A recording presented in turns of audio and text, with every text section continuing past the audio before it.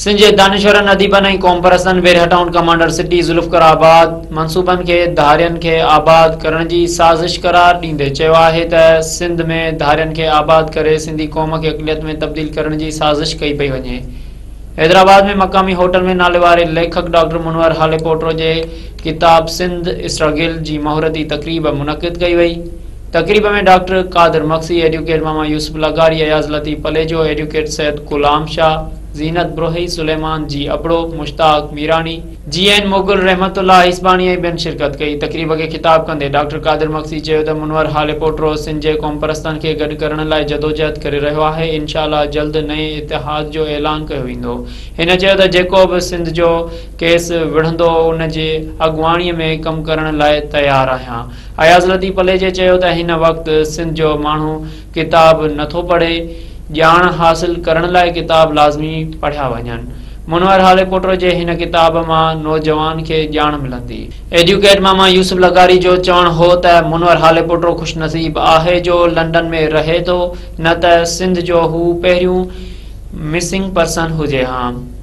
मुनवर हालेपोट्रो चयो त बेरहट टाउन कमांडर सिटी ऐं ज़ुल्फ़िकार आबाद मंसूबनि ज़रिए सिंधियुनि खे अक़लियत में तब्दील करण ऐं उन्हनि जे रोज़गार मथां हावी थियण जी कोशिश कई पई वञे। मुनवर हालेपोट्रो चयो त जेसिताईं 6 करोड़ सिंधी जहिड़ा आहिनि तेसिताईं सिंधी क़ौम खे केर बि ख़तमु नथो करे सघे। उन मौक़े ते सैयद गुलाम शाह, ज़ीनत ब्रोही ऐं ॿियनि मुक़ररनि चयो त मुनवर हालेपोट्रो सिंध जो अहम मसइलनि बाबति तमामु वॾी जदोजहद कई आहे।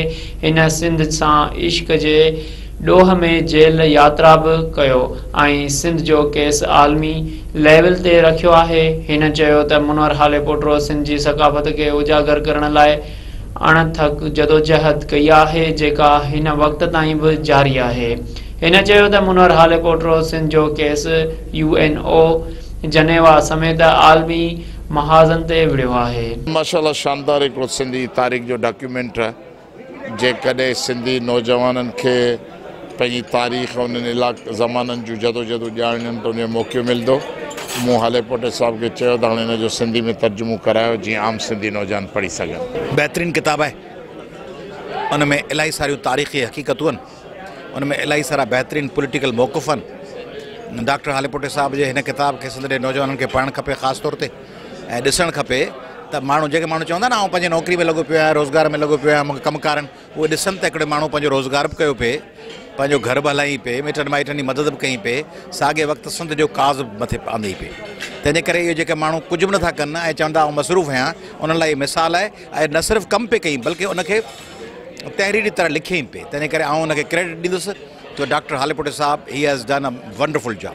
इहो किताब ते मूं पाण हिन ते कुझु लिखियो बि आहे जेको पोयां शाया थियल आहे।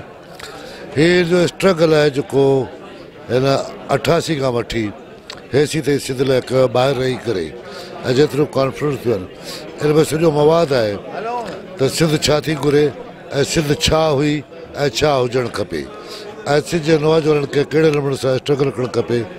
हिन में नेशनल प्लेटफॉर्म आहिनि, इंटरनेशनल प्लेटफॉर्म आहिनि, ऐं सभिनी जे जितां हिन सॾु ॾिनो आहे, जिते हिन आवाज़ु उथारियो आहे, उहो सभु प्लेटफॉर्म। हीअ किताब पढ़ण सां मां सम्झो थो त माण्हुनि खे बैनुल अक़वामी कानून ऐं रियासत जे कानून जी ख़बर पवंदी। किताब जे बारे में त मुंहिंजी 10 सालनि खां कोशिशि हुई त सिंधी मौजूदा तारीख़ जेका आहे या क़दीम तारीख़ उनखे कंपाइल करे क़ौम जे अॻियां रखिजे जीअं पार्ट ऑफ हिस्ट्री थिए। ऐं मूंखे ख़ुशी थी त अॼु शिरकत थी आहे, सभिनी हिन ॻाल्हि खे एप्रिशिएट कयो आहे। ऐं शुरू में तव्हां किताब पढ़ी ॾिसो त हुन में शुरू खां वठी मुंहिंजी कोशिशि रही आहे असांजे सभिनी जेके सिंध जेके पार्टीज़ उनखे अहिड़ो प्लेटफॉर्म आयो कयो जेको उन प्लेटफॉर्म ते पंहिंजी ॻाल्हि करे सघे, गॾु हली सघे। ऐं उन जे लाइ असांजी कोशिशि आहे इहा जारी रहंदी। ऐं हिन में हिते सिंध में जेके मुख़्तलिफ़ करण मौजूदा पार्टीज़ आहिनि सभिनी सां डिस्कशन रहियूं, अॼु डिस्कशन थी आहे उन मामले में। हिन खां पहिरीं बि कंदा आहियूं, सिलसिलो जारी रहंदो आहे।